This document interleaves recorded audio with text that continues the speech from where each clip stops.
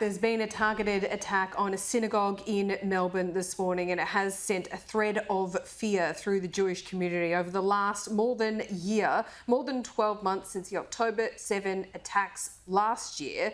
The Jewish community has feared that this might happen. I want to bring in James Paterson now. He's the Shadow Home Affairs Minister. We just heard him speak with a number of members of the Jewish community and a big show of bipartisan support. James, thank you for your time. We watched that media conference in full, and what was clear is that there are members of the community that are very upset with the Albanese government, but also authorities, because they feel like they haven't been protected. That's right, Laura, and I think that's reasonable fear. I think it's reasonable concerns. I think it's understandable why they feel that way. I think many in the community rightly feel that they've been let down, both by governments and in some instances by police, because behaviour has been tolerated in this country over the last year that none of us ever thought we should have had.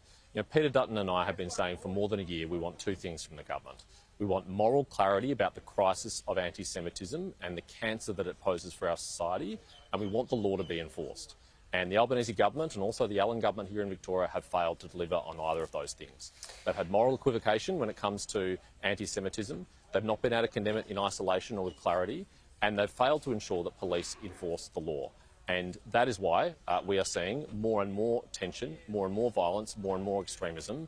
And unfortunately, what happened behind me at Adass Synagogue is what many in the community expected to happen, and fortunately their fears have been realised. It seems like there are elements within the government, also elements perhaps within authorities, police, that feel paralysed, or there's almost like this paralysis as to try and manage both aspects of community anger here. But in all of that, James, do you think there has been a almost overcorrection or an element of being too cautious? I think there has been weakness. I think there has been impotence. I think there has been caution. I think that the government has been trying to balance its political interests against the national interest, and they've failed to call out the extremism we've seen in our country, and that has emboldened extremists even more than they otherwise would have been. And I think police have had an attitude that their job is to keep the peace, and they've got a very difficult job to do, and I strongly support. It is part of their job, isn't it? People trying to do difficult jobs. Yeah. It is part of their job, because I listened carefully to your answer there as well, James, when you were asked by a journalist and perhaps a member of the community there about, you know, whether this incident should have been declared terrorism or not. Now, the detective inspector said that police are doing their absolute best. He wanted to take every question there. He wanted to allay the concerns. He said that what has happened overnight is absolutely not good enough. And you also are supportive of police, because they do have to run investigations and they do need to keep open minds, don't they, to make sure that if this does get to court, it's not tainted, at the very least. Of course, Laura, and everyone supports police to do the job they have to do, and it would not be helpful for a politician like me to prematurely declare what this event was or wasn't, although I can understand why the Jewish community is pretty clear about what's happened here. My criticism is not about the police right here, right now, who are investigating this. I'm sure they will do a diligent job. I'm sure they'll throw all the resources behind this. I'm sure they want to catch these people and have consequences. My criticism is the tolerance we've seen at the protests in our country over the last 12 months. You know, when you see people parading a Hezbollah flag or a Hamas flag on our streets and no action is taken, even though it is against the law, I think that's a problem. I think it's a serious problem, and I think that has got worse.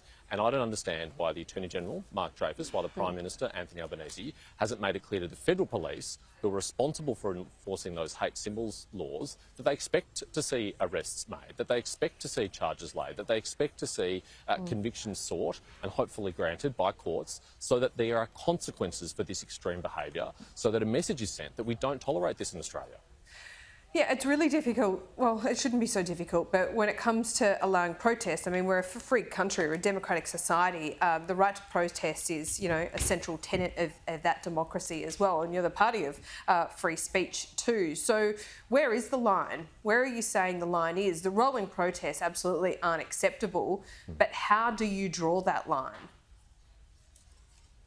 Laura, I think it's very easy to draw the line. Protest as much as you like about your sincere and genuinely held concerns about conflict overseas, but to do so peacefully, don't praise terrorist organisations. Don't bring symbols of terrorist organisations to your rallies. Please don't protest outside synagogues or other places of worship. Leave the community to worship in peace, and then there are no problems.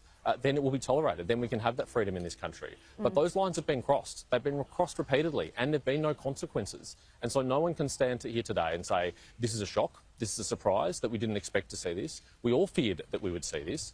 Our worst fears appear to have been realised right behind me. And the worst part of this, Laura, is there's no reason to expect that it will stop here. There could be more acts like this, and the next time someone could be hurt or even killed. It is a miracle. There were people inside this shul last night when this alleged act of arson took place. One of them is in hospital right now. It's a miracle no one died in this incident. It's a very serious incident, but the next one could be even worse.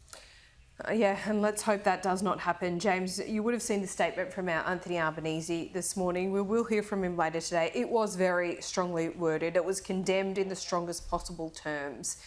Is that enough from the Prime Minister? What do you want to hear? And doesn't whatever happens next need to be bipartisan, like what we saw on display with you and Josh Burns and everyone else there? We need that at a higher level, don't we? There was nothing to disagree with, Laura, in the Prime Minister's statement, except that it's a statement he should have made 12 months ago. It's a statement that he could have made at any point in the last year, and it shouldn't have taken an incident that was this serious for him to say what he has said. And of course, words are welcome, but they are not enough. We need action, and the community is demanding action. And we would much prefer that this issue was bipartisan. Support for Israel has traditionally been bipartisan. Support for the Jewish community has been traditionally bipartisan. There are other Prime Ministers of the Labor persuasion who I have many criticisms of, Julia Gillard and Bob Hawke included, but they stood shoulder to shoulder with Israel and the Jewish community. It is this government that has walked away from bipartisanship. It is this government which has abandoned Israel. It is this government which has betrayed the Jewish community. And you don't need to take my word for it. That's how the community and many of its leaders feel and what they have said over the last year. And they've been crying out for action from this government. And the only conclusion that we are left to draw is that the government values its political interests more than the national interest, that it is more concerned about holding seats in the inner city against the Greens and in Western Sydney against the Muslim Votes Matters movement and others than it is about standing against the scourge of anti-Semitism, than it is about standing with our friends and allies like Israel. Do you really think it's just about sandbagging seats? I would like to draw a more charitable conclusion, Laura, but I really think this one is staring us in the face, and I think it's really hard to deny. It is very clear the Labor Party is in deep existential fear about losing those heartland seats in Western Sydney. They saw one fall to Daly at the last election, so they know it's possible. They are very influenced by their constituents who have very strong views on foreign conflicts. And of course, the Greens are an ever-present threat to them in inner city seats, like Will's here in Melbourne and others. And it seems very clear to me that any other Labor government at any other time like this would have taken a stronger stance on anti-Semitism, would have recognised it for the cancer that it is, would have stood shoulder to shoulder with Israel at the United Nations and with our other allies, our closest allies like the United States, but they've not done so. And I think it's clear that politics is driving this. Bob Carr, the former Labor Foreign Minister, has been very naked about this. He said that the Labor Party needs to recognise Palestine before the next election. He didn't say we need to recognise Palestine once the peace process is concluded. He didn't say we need to recognise Palestine once the hostages are freed. He said it needs to be done by the election. It is politics which is driving this. Well, but that's almost to my point, isn't it? Bob Carr has long held those views. This is not new from him about sandbagging green seats. I mean, that's not strategic from Bob Carr. No, but I think he has a greater voice and a greater influence over this government than he has over previous ones. I think he has great influence over the Labor Party. He boasts about his access to Penny Wong and to the Prime Minister and the influence that he has on them. And I think any other self-respecting Labor government would have said thanks, but no thanks for your advice on that. We'll be standing with our allies, we'll be standing with our friends, and we'll be standing up for the principles that Australia has consistently defended at the United Nations and elsewhere. We have never thought it was a good idea to prematurely recognise a Palestinian state prior to the negotiation of a peace process. Ever since the Second Intifada, we have voted against those motions, or at the very least abstained, and this government can't even bring themselves to do that because it is politics which is driving it. Do you think Anthony Albanese is ignoring the likes of Josh Burns, who stood shoulder to shoulder with you today, and its very own Jewish Attorney General in Mark Dreyfus?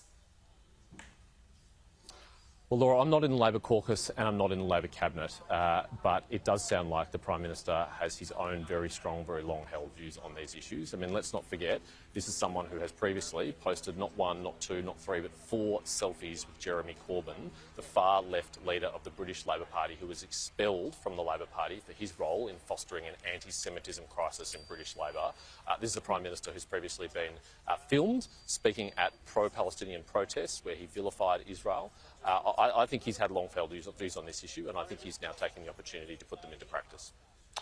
But a very strongly worded statement today. You think he needed to do that, or do you think there's something inauthentic about that? Oh, look, I think a strong statement is the bare minimum that we should expect after a religious centre, after a synagogue behind me, has been set on fire in an alleged act of arson. That's the bare minimum that we should expect from any Prime Minister, Labor or Liberal, left or right. What we should have seen is that strength of statement much earlier, and what we should have seen is it being accompanied by action, accompanied by law enforcement, accompanied by consequences. Because I think extremists think they're winning. I think they are changing Labor policy. I think they are changing Australia's foreign policy. So why would they let up? Why wouldn't they continue? If you show weakness, if you engage in appeasement, then you encourage this behaviour and it will get worse. James, thank you for your time today. I really appreciate it. Thanks, Laura.